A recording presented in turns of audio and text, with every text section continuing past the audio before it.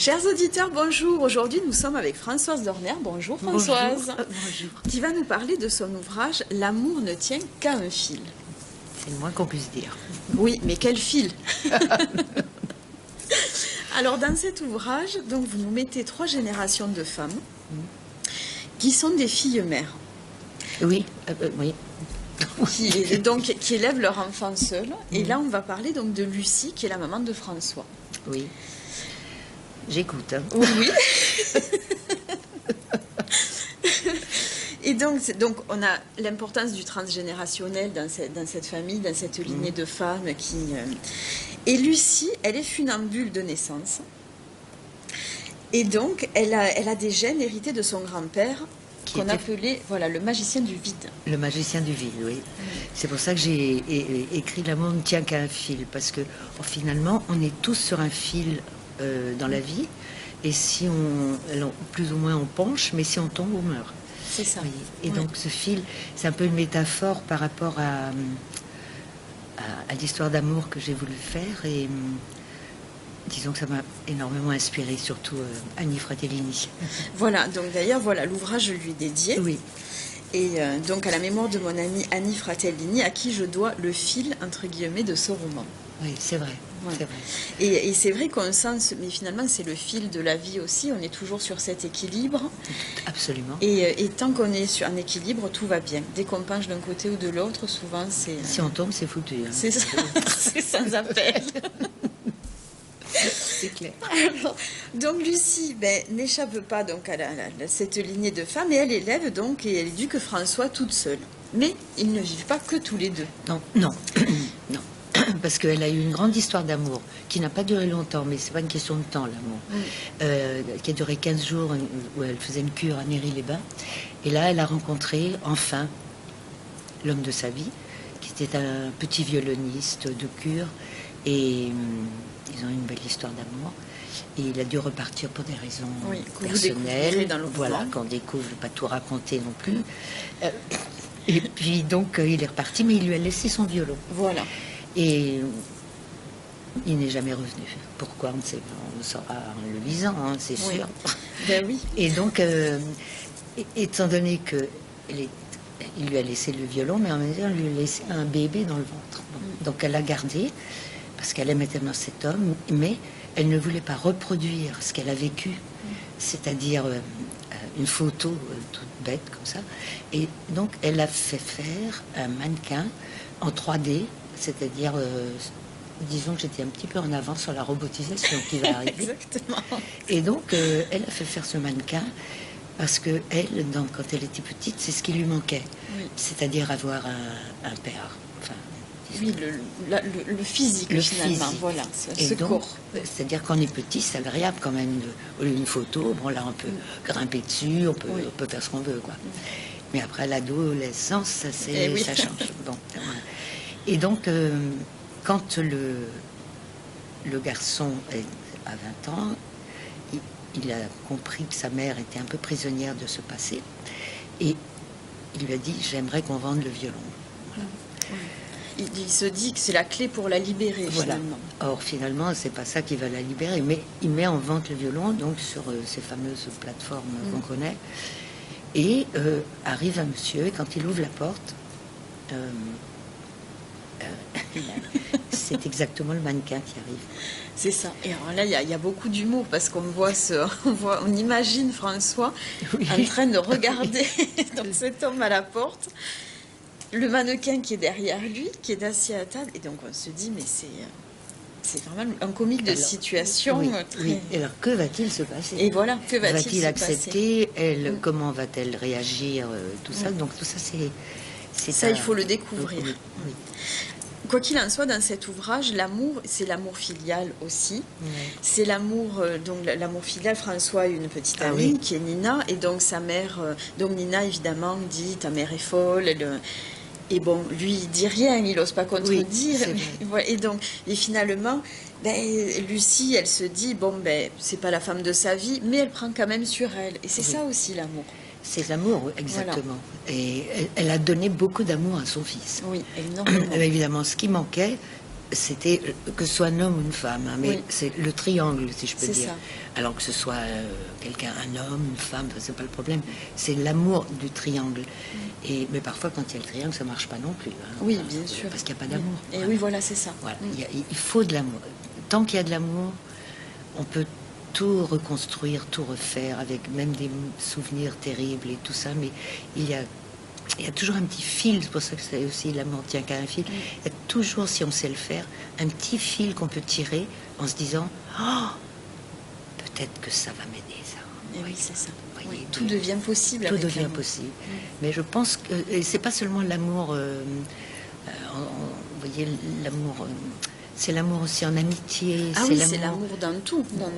L'amour de l'autre, l'amour de soi aussi, parce que malheureusement, on vit dans une époque où l'amour de soi, les jeunes ont beaucoup de mal à accepter leur image, à accepter ce qu'ils sont avec ces réseaux sociaux. Donc c'est important de s'aimer pour pouvoir aimer l'autre. Parce que si on ne s'aime pas, malheureusement, on ne pourra pas... Et là, elle a réussi quand même avec son fils à lui donner de l'amour et le laisser quand même indépendant, de comprendre ses crises d'adolescence, tout en étant généreuse. Et ça, c'était très important pour moi de... Oui, parce qu'elle a gardé l'équilibre pendant ses crises. Finalement, c'est un personnage qui a toujours été en équilibre.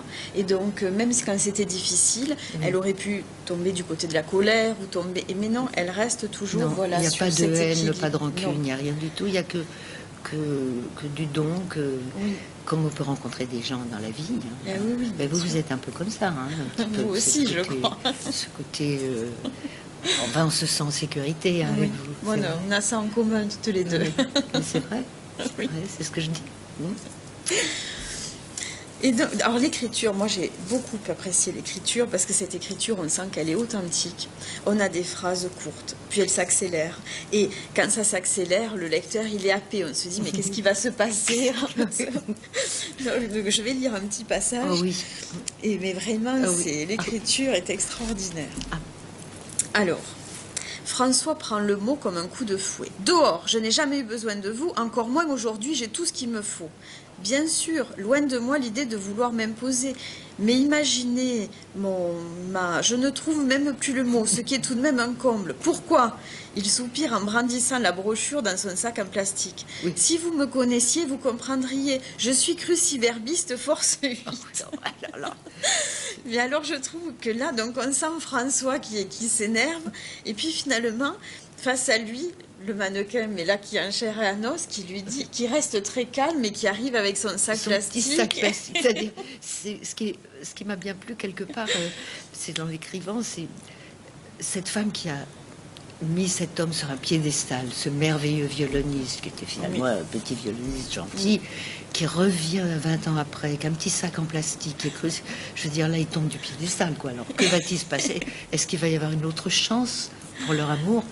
Une deuxième chance, on ne sait pas. Il faudra lire pour le découvrir, mais vraiment c'est magnifique. Et alors il y a un passage aussi où l'amour c'est protéger l'autre. Et ça, je trouve que le passage il est magnifique. Et c'est vrai que je ne vais pas le lire parce que ça déflorerait un petit peu oui, attention. Voilà. Attention. Mais c'est vrai que voilà, il y a vraiment... moi, j'ai beaucoup aimé. Donc, le mannequin était revenu avec une faiblesse chronique de la nuque qui, dès qu'un rayon de soleil touchait son visage, lui faisait piquer du nez dans son journal. D'un autre côté, ça ressemblait aux premières atteintes de l'âge. Oui, parce que François Ado, à un moment, l'a cogné. Quoi. Voilà, il était en colère. Voilà. Et donc, il a cogné le mannequin de Charles. Mais vraiment, c'est un ouvrage qu'on peut lire à tout âge. Parce que moi, ma fille l'a lu. Elle lit énormément. Et elle, ce qu'elle a adoré, elle m'a dit, moi, j'ai beaucoup aimé les différents points de vue des personnages. Parce qu'elle m'a dit, d'habitude, on a un narrateur, un point de vue. Et là, elle m'a dit, il y a plein de points de vue. Et donc, voilà, elle a beaucoup aimé. Ça me fait plaisir. Ça me fait plaisir. Surtout que c'est une fille. Donc, voilà, oui. Et qu'elle est heureuse, en plus. Oui. J'espère. Non, c'est bien ça. Ouais. Et alors, quand on le lit, en fait, on voit la scène. On voit une pièce de théâtre à la lecture de cet ouvrage. On voit un film, on voit tout, en fait. C'est tellement... L'écriture est tellement précise et tellement... En fait, c'est un roman que l'on ne fait pas que lire, c'est un roman qu'on vit. Et on rentre, même, on pousse la porte de cet appartement et on vit au milieu, des spectateurs. On a presque l'impression des fois qu'on va toucher ce mannequin pour le remettre un petit peu droit. Le pauvre. Mais il était très touchant. Quand je l'ai écrit, ce mannequin, au fur et à mesure, il devenait vraiment humain. Parce que je me disais, moi qui n'ai pas non plus que raconter ma vie, mais moi qui n'ai pas, enfin, le papa qui, enfin bref, je me disais en écrivant, ça aurait été génial quand même d'avoir un mannequin à la maison. J'aurais pu me mettre sur ses genoux, j'aurais pu faire plein de trucs petite, hein, je parle pas grand, oui, bien sûr. Et je me suis dit, finalement, ça m'a manqué, finalement. Ma mère n'étant plus là, je peux pas lui dire t'aurais dû faire un mannequin. D'abord, ça coûte très cher en plus. Donc toutes ces économies aussi sont passées. Oui. Mais c'était d'une façon de donner quelque chose de son rêve, de concret à son fils. Quoi. Oui, voilà, c'est ça. Oui. Et c'est la plus belle preuve d'amour, hein, de toute façon. Et c'est vrai qu'elle a eu cette idée-là. Mais il y a beaucoup d'humour. Il y a des situations, vraiment, on va pas les raconter, mais on rit beaucoup, ça nous prend aux tripes parce que vraiment ça nous touche et on sent cette émotion, cette sensibilité et on la partage parce qu'on se dit mais qu'est-ce qui va se passer, mais on rit beaucoup aussi. Ah, ça c'est bien. Mais vous l'avez bien lu, hein, finalement. Ah oui, un véritable bonheur.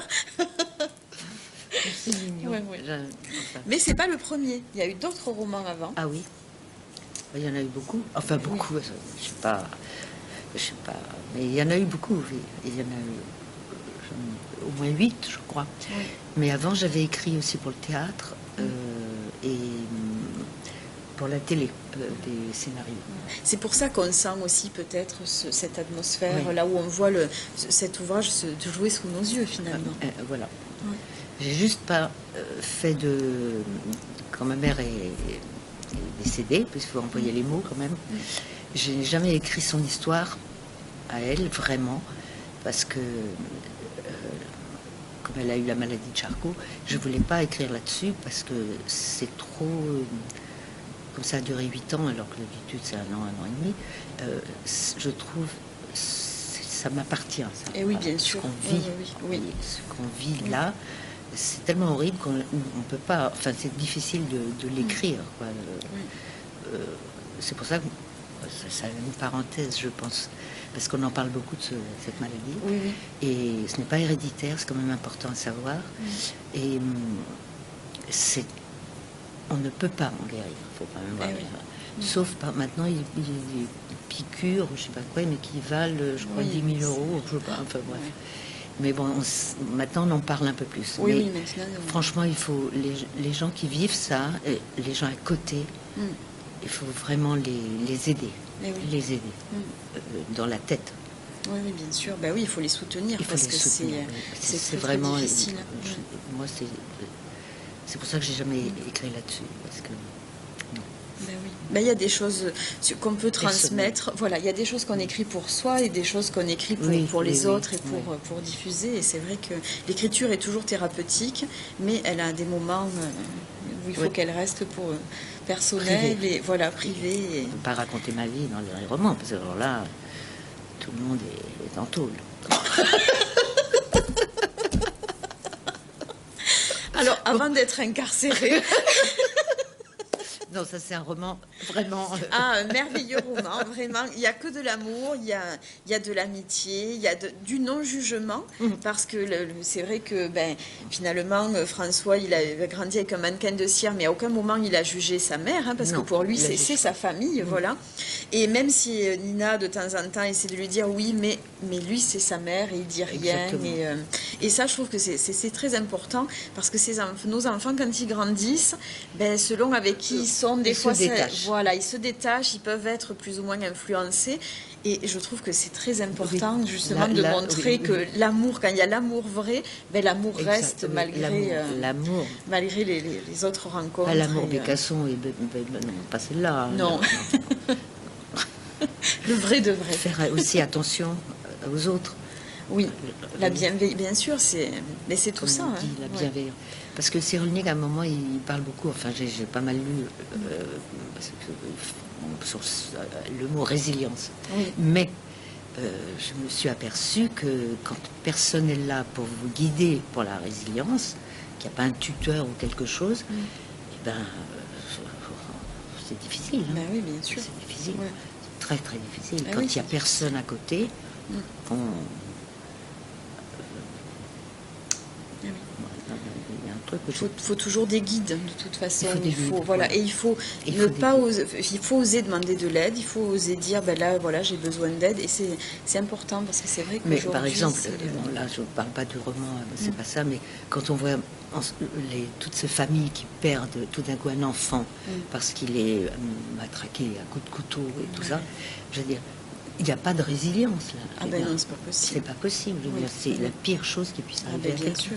C'est ça. Ah oui, oui, oui. Et c'est pour ça qu'il faut, toujours, je trouve, soutenir, aider, essayer de pas de comprendre, parce que ça c'est incompréhensible. Oui. Quand Mais être là, tout simplement, avec voilà. son amour et sa disponibilité. Voilà. Enfin, là, on parle maintenant. Oui, là, ça y est. Oui, oui. En fait, c'est bien une petite parenthèse. Oui, c'est parfois. très très bien. Mais oui, parce que ces romans, ils ont eu des histoires. C'est l'histoire littéraire. Hein, ils s'inscrivent dans une histoire. Donc voilà.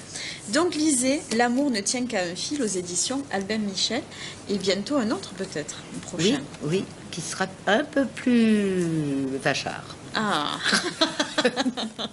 Bon. Ça Mais il y aura de l'amour quand même. Ah ben bien sûr, toujours. Bah oui. Toujours. Mais vache. Bon. Non, pas vache. Mais enfin, quand même. C'est sur le prochain ouvrage que nous serons incarcérés. Sur celui-ci.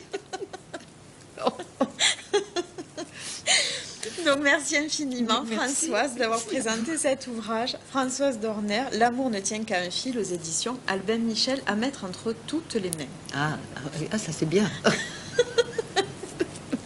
Merci beaucoup, au revoir. Au revoir. Merci.